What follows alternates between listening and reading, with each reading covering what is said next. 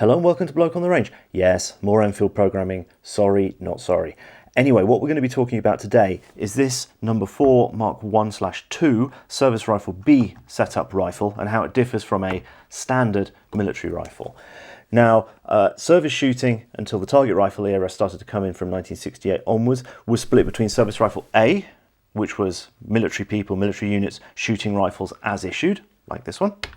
And service rifle B was basically the target rifle of its day, and it was shot with the British and Commonwealth service rifles, but you were allowed certain adaptations for comfort and sighting and certain modifications internally. Now, if we take a start point of the end of the First World War, once the shooting program restarted after that, the dominant service rifle was the SMLE. The Longleys by that point were mostly used up, and the service rifle B SMLEs were typically packed under the front handguard, and if I come across one that I can show you, I will in the future. I haven't got access to one right now, but they're a topic all of their own. From 1935 onwards, the P14 rifles were allowed to be used, and these were used primarily at short range, whereas the SMLEs were used primarily at long range. And in British terms, short range in that era was 200, 500 and 600 yards, long range 900 and 1,000 yards. And this is due to something called compensation, which again is a whole topic in and of itself, and I will try and do that justice on another occasion, including some practical demonstrations. But basically, if a rifle has positive compensation, a slower bullet within the velocity tolerance will leave the muzzle on a slightly higher trajectory and take a higher, slower loop. A faster bullet within the tolerance will go lower and flatter, and there's a point where these cross, which is called the compensation range, and it basically takes care of velocity variations. Lee-Enfield actions, certainly in 303 form, do this. P14s, Mauser actions don't. They're the opposite way round, and it's due to barrel harmonics, action harmonics. As I said, that's just a brief point. Now, after World War II, the number 4s start coming on the scene, and there'd actually been Robin Fulton in particular at Bisley, who was a gunsmith. He had access to these during the trials period and did a lot of work on stocking up and things like that. He interestingly still favoured the SMLE with its light barrel, well packed, for long range even into the number 4 era, but these started to come on the market, and they were not only fitted with no gunsmithing target sights, which I'll show you closer to the camera in a minute, but they were also what's called centre bedded, and that means instead of having the up pressure at the muzzle here, they've got a bearing in here, and there's various ways that this was done, and they're free at the muzzle. There's not a free float because it's not cantilevered at the receiver. There is up pressure, but it's at a bearing in here or in here. Now, the origin of this was actually some tests that were carried out between October 1952 and February 1953, because in India they started stocking up sniper rifles that were being refurbed there with a bearing block here at a certain point. Now, what they did was they set up 40 rifles. 5 were shimmed with metal shims to give up pressure there. 5 were shimmed but had no bearing at the reinforce, and the reinforce is the British term for the thick part of the chamber. There were 5 with a 1.5 inch wood bearing starting 6 inches from the back of the reinforce. There were 5 like that but with no reinforced bearing. There were 5 modified 1.5 inch block with 5.5 inches from the back of the reinforce. 5 were stocked up normally like this, and 5 were the wartime simplification free float, because with timber quality during wartime and massive pressure on production, they allowed a simplification, which was to free float the barrel, because then you can just clear it out, take out more material. There's no need to hand fit anymore, or to anywhere near the same degree, and then you've only got the bearings on the reinforce and around points in the action. And for those interested in the normal type of stocking up, it's in the Canadian Cadet manual from the 90s. I'll put a link in the description below, and I'll put a picture up right now.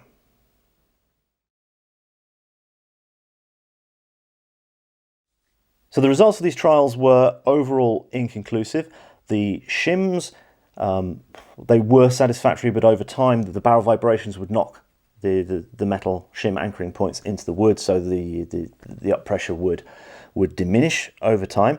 It was clear that a bearing at the reinforce was necessary. It would have been nice to have been able to do away with that, simply because it's an extra thing that has to be hand fitted.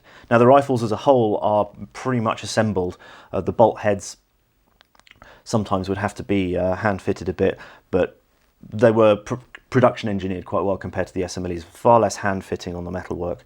So really the sort of skilled effort went into stocking up. The wood bearing starting 6 inches from the back of the reinforce, that was entirely satisfactory, but interestingly it was never adopted in the UK, although you do see it on Indian refurb rifles and Pakistan Ordnance Factory refurb rifles. It was decided for the sniper rifle, which only ever had this type of conventional setup in British production. It was decided to stick with that till the end of the service life. They didn't go over to the centre bedding, but what did happen was that it was adopted by the British National Rifle Association for Service Rifle B, and it was hence permitted to use it there. And the reason that's typically given for why it was preferred is that it was all shot, prone, sling supported, and if the bearing is here, where the wood is nice and thick, in principle it's going to be less sensitive to variations in sling tension compared to a bearing up here where the wood is a lot thinner. How much of that is absolutely sheer mechanical fact and how much of that is pure psychology, I don't know, but it makes sense, and if people trust in their rifles, they'll perform better.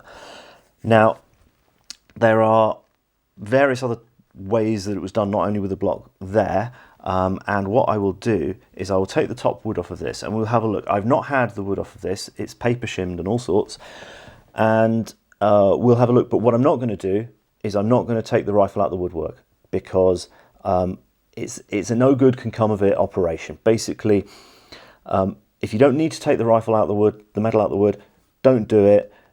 It can only make things worse. There are gremlins living in the ancient wood on these. I mean, this is stocked up post-war. This has got 60, possibly 70-year-old wood on it. And what we'll do is we'll just take the top off and have a look. Okay, so before we go under the woodwork here, we'll just take a look at externally what's the same and what's different. So during the Service Rifle B era proper, so before the transition to target rifle, the front sight had to be basically the same as the issue one, although there were certain allowances for fatter front sight blades for older and more tired eyes. During the transition to target rifle, this was loosened up, and I've got an AJ Parker Anschutz size front sight tunnel that actually was on this rifle when I got it. So moving back, the first external difference is that there is a target sling swivel here. The No. 4 Mark 1T sniper rifles actually had these, and they were also used on SMLEs and P14s with obviously the screw adapted, whereas on the issue rifles it's just a plain screw for the bedding. And the reason for this is that it gives you more options for slinging, and you can use a hasty sling or a crossover sling, and again that's a topic all of its own. And by having it here rather than on the butt swivel, it twists the rifle less, because if the sling's pulling on that, it twists the rifle to the right. Here it exerts far less torque. So moving back, we have a marking that shows that it was made by Alfred J Parker of Birmingham on a kind of nastily scrubbed receiver. This is really kind of nasty. This seems to have been a bit of a budget one, unfortunately. Alfred Parker were competitors to Parker Hale, doing similar sort of work. This one is really not nice, but it shoots very well, so who cares? So then here we have a classic British style no gunsmithing twin zero sight, also an AJP sight, and it attaches to the ejector screw and to the hole that normally the axis pin for the rear sight goes on, and it's click adjustable in half minute of angle clicks with a vernier scale and a rough range indication, and this plate is movable to set it where you want. Here again, half minute clicks movable scale. This is highly important that this actually reads 0, because when you shoot at different distances you need to know that when this reads 0, it is 0. And here we have a classic 6-hole aperture plate, which can be adjusted for different sizes to cope with different lighting conditions, and it's screw threaded so that you could fit a lens or a filter on there as well. And these vary from quite small to actually fairly large. I don't think any of them are as big as the normal aperture on a number 4. Now, the only other thing we can sort of show from here is the trigger has been worked over. This trigger is significantly crisper than on my standard rifle. Now here with the standard rifle, as a reminder, there's a bearing in here. The barrel pushes down on the fore end, or vice versa, with anywhere between sort of 2 and 7 pounds, depends on where you read. And I was rereading something in Reynolds and said even post-war they were allowing 3 to 10 pounds of force. And that is what controls the vibrations of what is, by modern standards, a relatively light and whippy barrel. By the standards of its era, it's a fairly heavy barrel. This was borrowed from the 1903 Springfield via the P14. This one, however, appears to free float, but you can actually tell the difference in the amount of force. If it is a true free float, it requires a lot less force to move it around. And one of the results of the trials, which I forgot to mention before, was that the free floated ones were just horrible on accuracy. They weren't as good, and even with holding 0 over the trial, they were nowhere near as good. So let's pop the top off of this thing.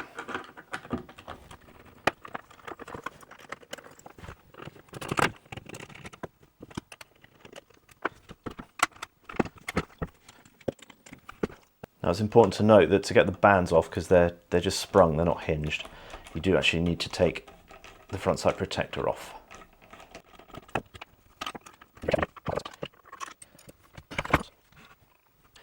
Okay, so we're looking at a paper shim here that was probably put in here in the 50s or 60s. Paper was kind of common as a material to be used. You'll see why I don't really want to go lower than this. It stops the bands rattling around. And again, paper shim there. And then we can see what, if anything, we can see.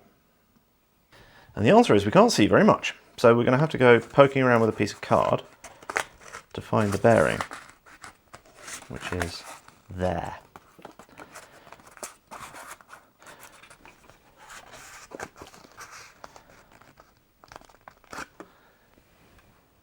Right, I've changed my mind. I am going to risk it. I will take this out the wood for you lot. Part of me is saying don't do it, and the other half is saying stuff it. People are just going to quite rightly complain that they're not actually seeing anything other than that there is a block down there.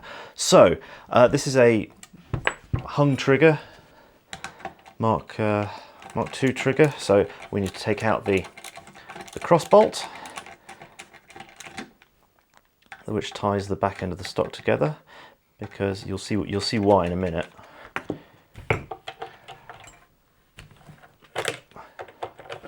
Just loosen that off a bit.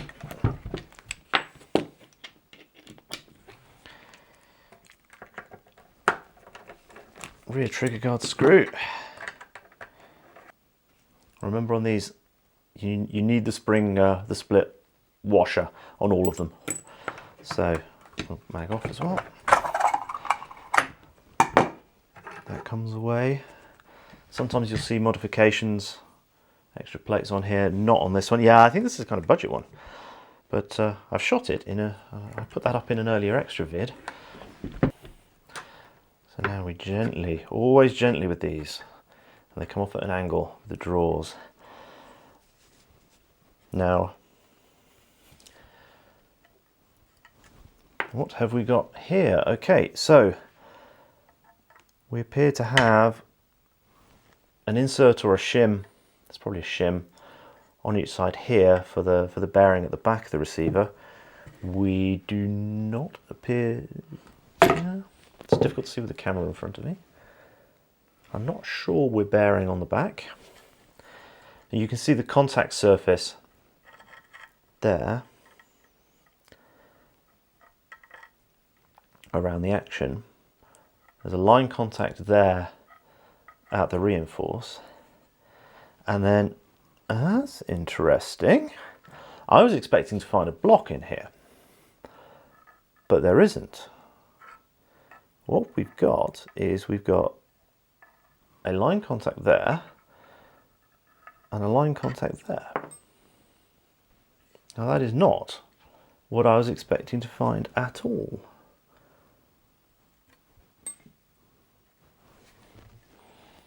So what AJ Parker or one of his minions has done is he's fitted the stock so that it's bearing there and there.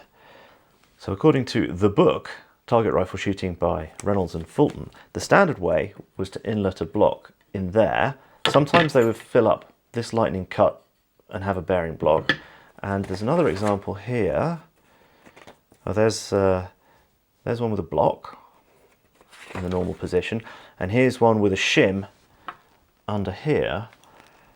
And what AJP has done has just fitted it directly to the wood.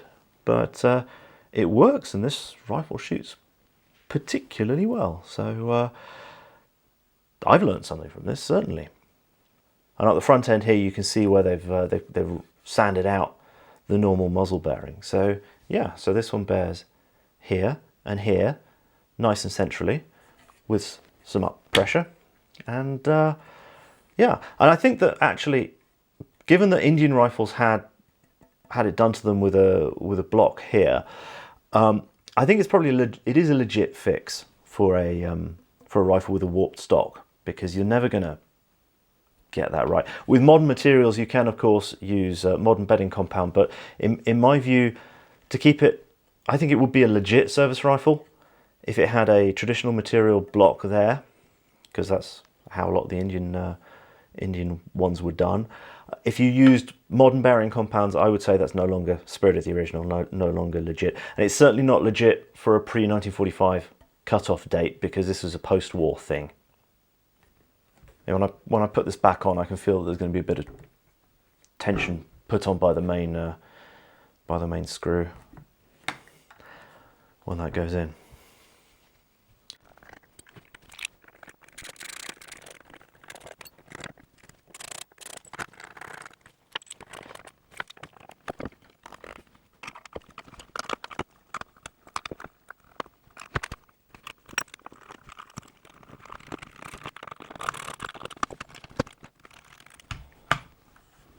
Oh yeah, when you're reassembling these, it's highly important that the front wood does not bear at all on the sight protector.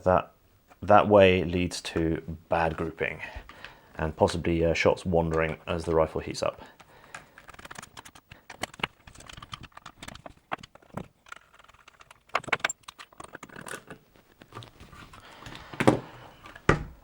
So there we go, and hopefully no gremlins were angered in the making of this video. So I hope that was at least vaguely interesting and not too rambly, and thank you so much for watching. Thank you so much to our patrons who help fund the channel and keep it ticking along nicely. If you'd like to consider becoming a patron, if you're not one already, please do so. Link at the end, link in the description below, and see you again sometime. Bye.